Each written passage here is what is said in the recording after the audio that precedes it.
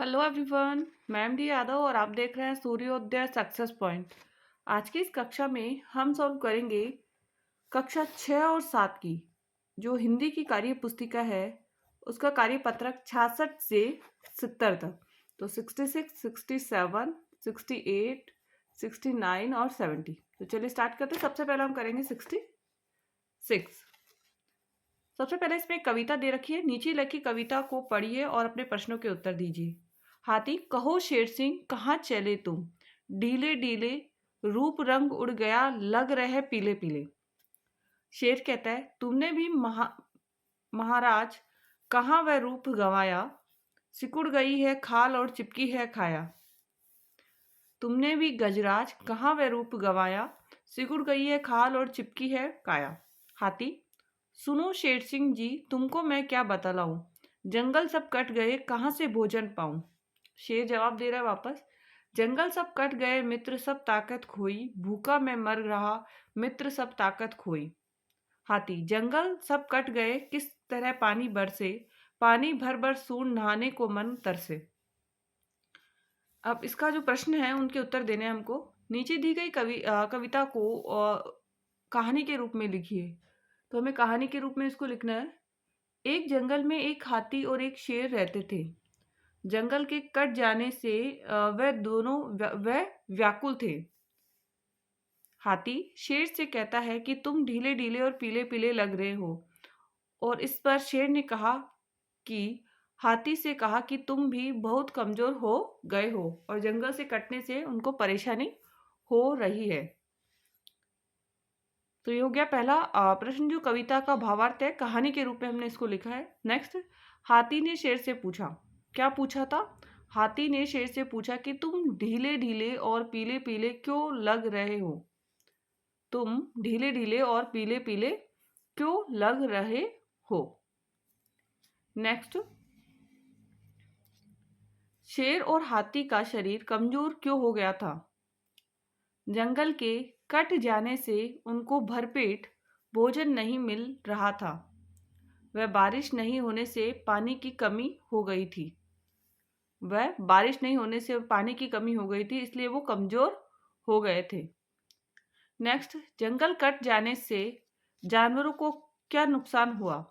जंगल कटने से जानवरों के प्राकृतिक आवास कम हो गए, मतलब जो उनकी प्राकृतिक आवास थी, वो रहने की जो जगह थी वो कम हो गई। उन्हें भोजन पानी नहीं मिल पा रहा है। उन्हें भोजन पानी नहीं मिल पा रहा है। इसके बाद में ये क्योंकि हमारा 66 हुआ, इसके बाद में हम कर रहे हैं 67 नंबर कार्य पत्रक। 67 है, दिए के गद्यांश को पढ़कर पूछे गए प्रश्नों के उत्तर हमें लिखने हैं। संदेश भेजने के लिए पत्र का प्रयोग कई सदियों से होता रहा है। संदेश भेजने के लिए पत्र का प्रयोग होता रहा है, लेकिन अब तो लोग ईमेल से भी तुरंत संदेश भेज सकते हैं। इंटरनेट नाम के कंप्यूटर के महाजाल की वजह से यह संभव हुआ है। आपने कंप्यूटर के बारे में तो सुना ही होगा। आपके स्कूल या किसी दुकान में शायद आपने इससे देखा भी होगा। वीडियो दिखाने वाले स्मार्टफोन भी एक तरीके का कंप्यूटर ही है। तो ये आपने कहाँ देखा, वो अपने अब प्रश्नों के उत्तर हमको देने हैं। क्या आपने कहीं कंप्यूटर देखा है? अपने अनुभव को लिखिए।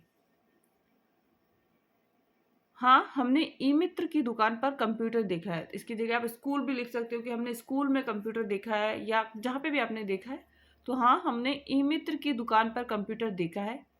हम वहाँ हमारी छात्रवृत्ति के फॉर्म भरने, परीक्षा फॉर्म भरने, जनाधार कार्ड में नाम जुड़वाने इत्यादि कार्य करवाते हैं।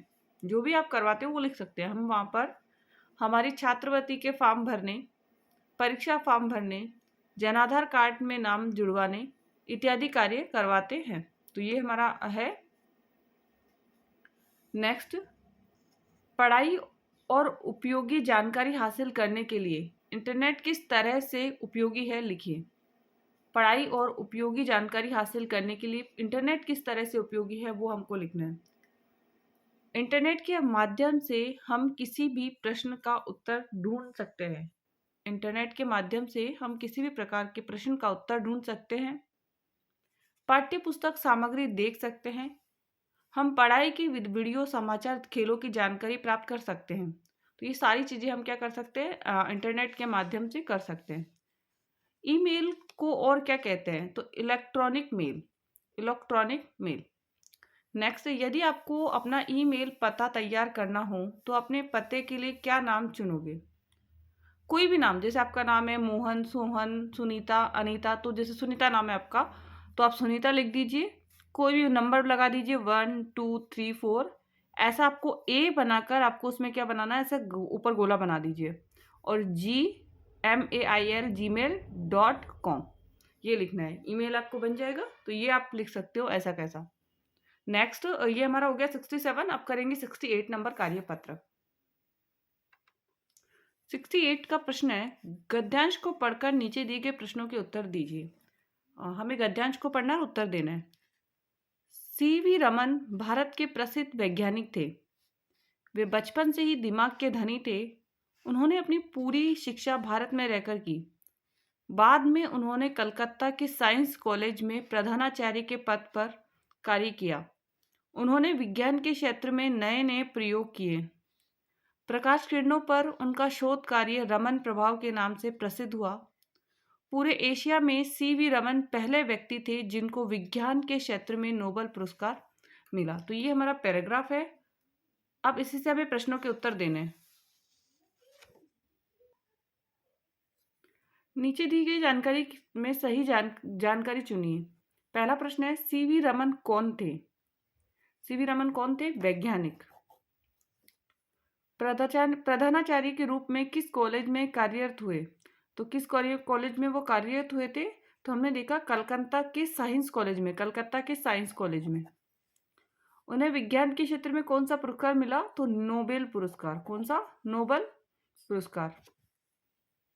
प्रश्न 2, कहानी के आधार पर नीचे दिए गए वाक्यों को सही क्रम में व्यवस्थित कीजिए। शुरू से अंत तक की घटना को 1 से 5 के क्रम में लगाइए। तो सबसे पहला इसमें आएगा कि सीवी रमन भारत के प्रसिद्ध वैज्ञानिक थे, तो सबसे नंबर 1 डालिए इसमें सब। उसके बाद सेकंड नंबर पर है, उन्होंने भारत में रहकर अपनी शिक्षा ग्रहण की, तो ये सेकंड नंबर पर आ जाएगा। उन्होंने विज्ञान के क्षेत्र में नए नए प्रयोग किए, तो ये थर्ड नंबर पर आएगा। इसमें जो ख वाला है ना, वो थर्ड नंबर पर। बाद में उन्होंने कलकत्ता के साइंस कॉलेज में प्रधानाचार्य के पद पर कार्य किया, तो ये 3 नंबर पर आएगा। और फिर 4 नंबर पर ये उन्होंने विज्ञान के क्षेत्र में नए नए प्रयोग किए, 4 नंबर पर। प्रकाश किरणों पर उनका शोध कार्य रमन प्रभाव के नाम से प्रसिद्ध हुआ, ये कौन से पर आएगा? 5 नंबर पे। तो 5 3 4 2 और 1 आपको फिल करना है। नेक्स्ट, शब्दों को सही क्रम में लगाकर वाक्य पुनः लिखिए। रसखान हिंदी की है या हिंदी रसखान की है?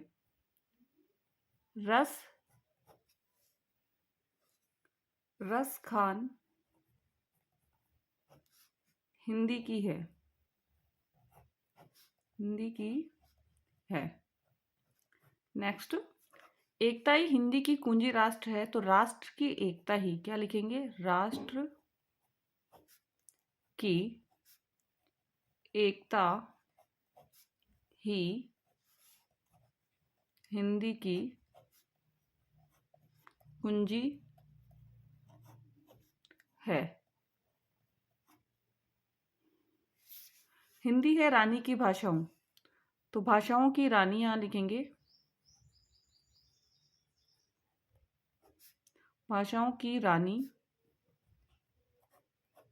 हिंदी है।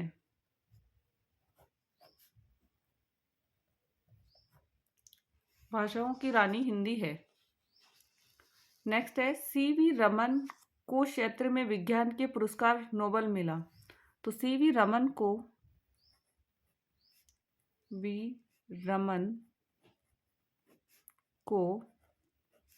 विज्ञान के क्षेत्र में, विज्ञान के क्षेत्र में नोबेल पुरस्कार मिला। नेक्स्ट, वैज्ञानिक भारत के सीवी रमन थे। सीवी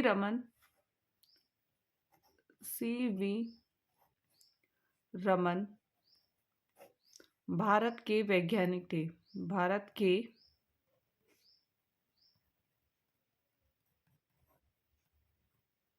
थी। नेक्स्ट है, इनका शोध प्रसिद्ध हुआ प्रकाश किरणों पर। इनका शोध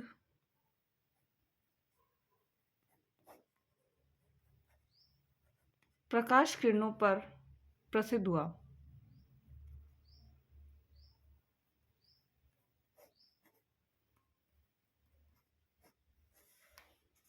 या फिर लिख सकते हैं, इनका प्रकाश किरणों पर शोध प्रसिद्ध हुआ।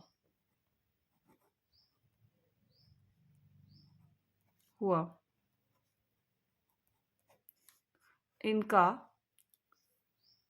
प्रकाश किरणों पर शोध प्रसिद्ध हुआ।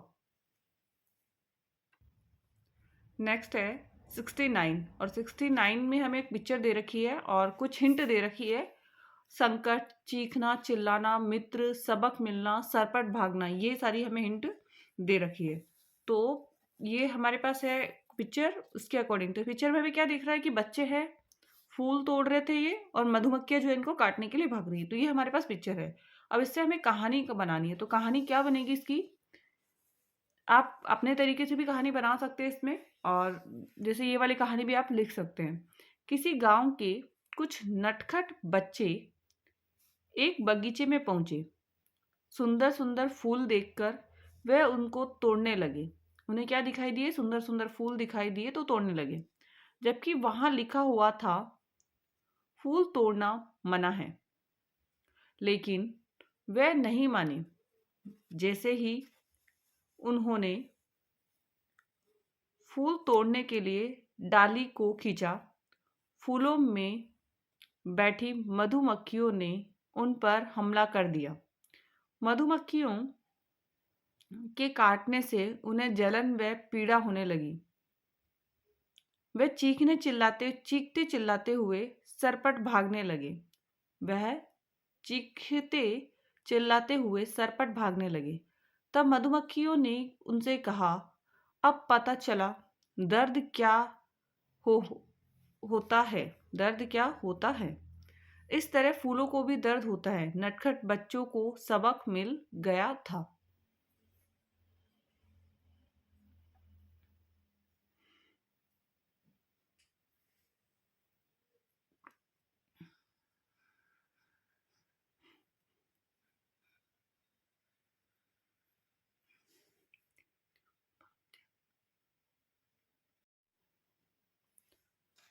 कार्यपत्रक 70।